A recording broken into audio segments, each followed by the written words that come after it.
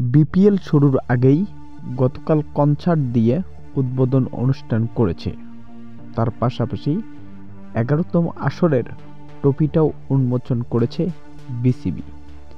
কিন্তু এতে উল্লাসের চেয়েও সমালোচনার মুখে পড়ে যায় বিসিবি।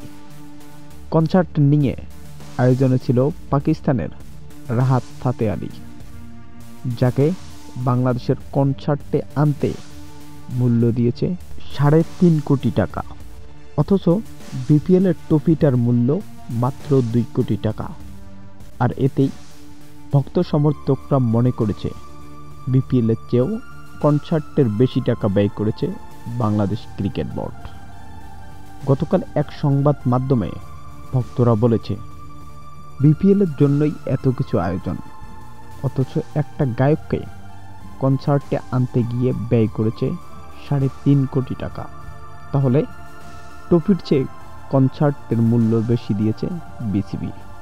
ভেবেছিলাম ১১তম আসর একটু জাঁকজমকপূর্ণ হবে, কিন্তু সেটাতেও ব্যর্থ বাংলাদেশ ক্রিকেট বোর্ড।